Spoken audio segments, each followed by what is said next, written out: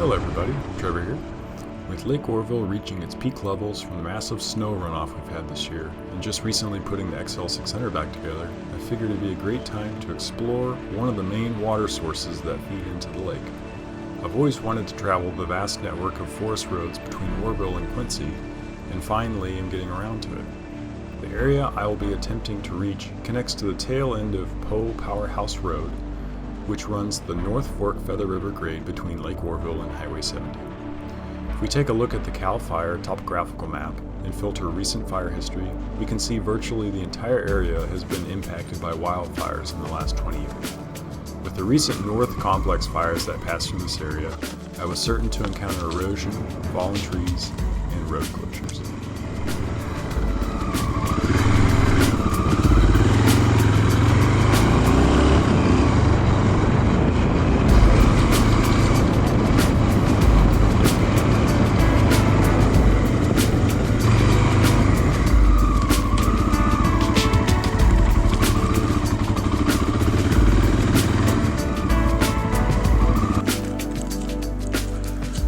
Wow, this area's got a lot of deadfall from the fire.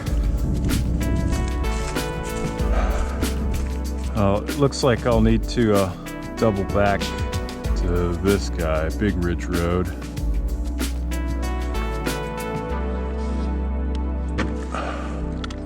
It is a bit loose out here. I'm just running the stock PSI in both tires, like 21 PSI, and I'm sure that's way too high. Well, that's a bummer.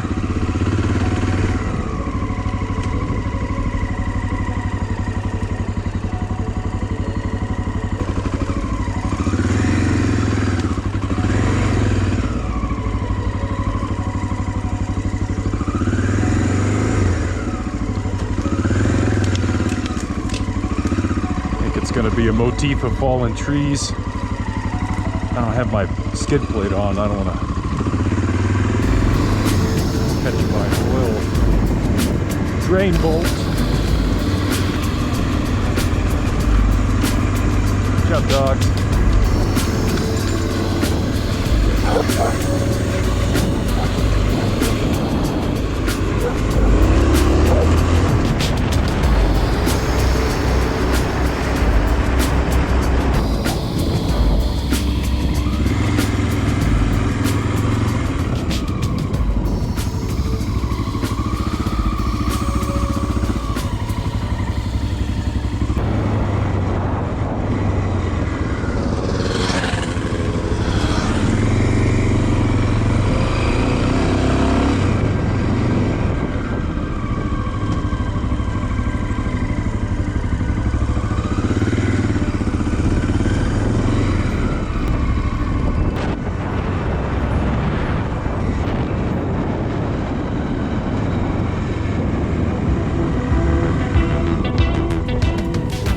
With Oro-Quincy Highway still closed, my options for accessing the French Creek area were becoming limited. I doubled back to French Creek Road and went right, and finally began snaking my way down.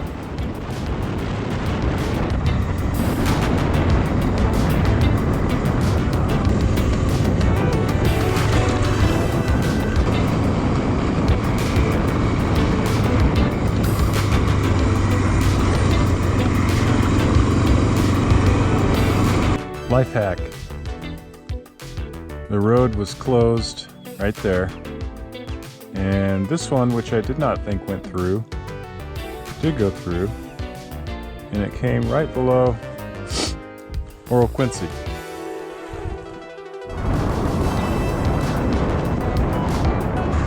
It's nice to finally get a road that's semi-half decent without bits of trees across it.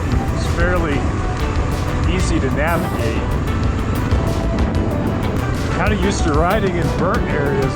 Well, this is burnt, but it's been several years, and for a couple of years, all the undergrowth is starting to come back, so it's feeling actually real claustrophobic. This is Peavine Creek right here. And I think this is that 4-mile road, and this is going to connect over to where I couldn't get from the CDF station because it was blocked off. So let's not die or break down. Looks like a boat around this castle. That's really cool.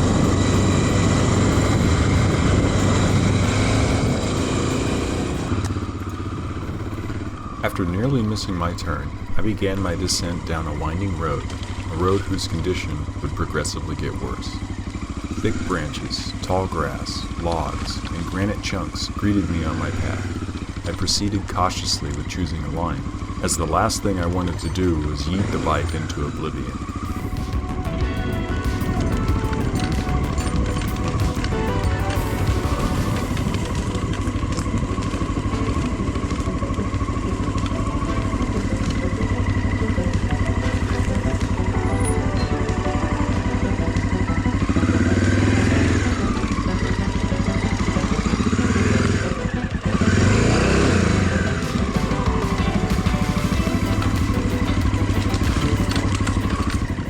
Surmounting each obstacle emboldened me to press further.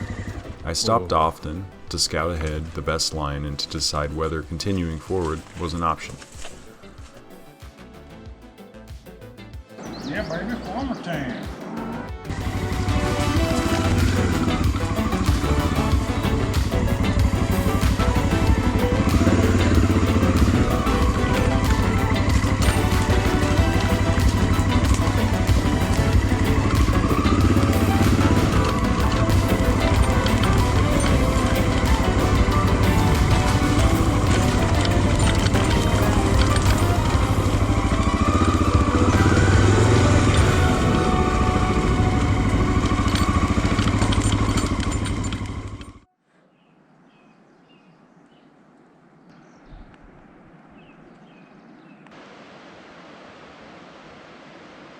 GoPro keeps dying.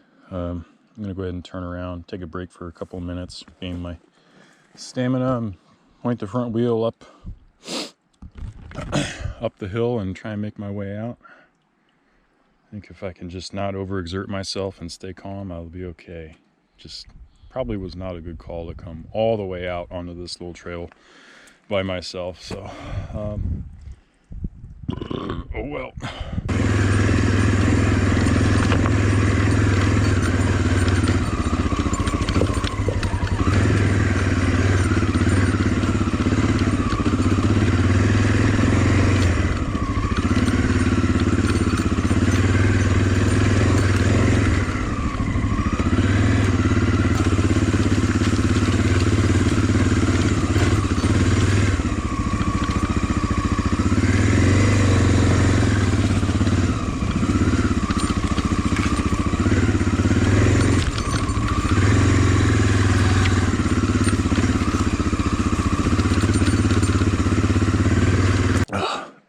It's hot. I'm taking a break.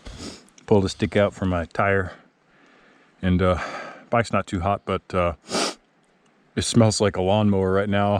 Hot engine and grass.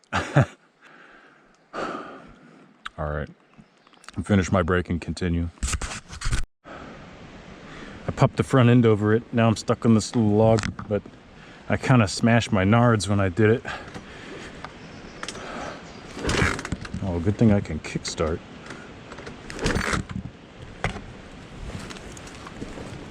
Roll back a little bit. Let that hold. Let's see. Neutral.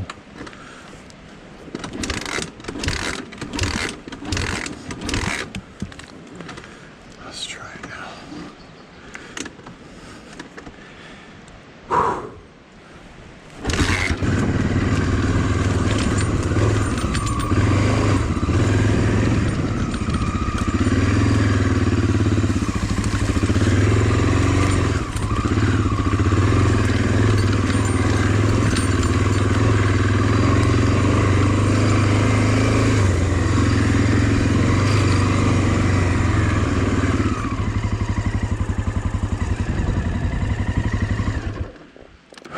It ended up not being so bad, but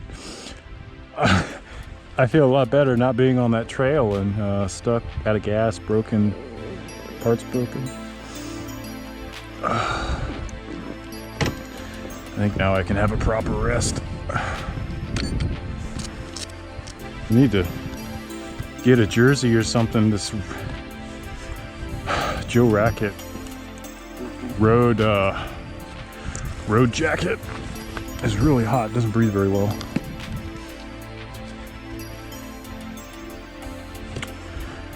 Well, that's a really good thing I put the phone in my pocket. That would have really sucked. Can't believe this is what happens when you get hot and tired. You start making mistakes. Having made it back up a road less traveled, it was high time I head home.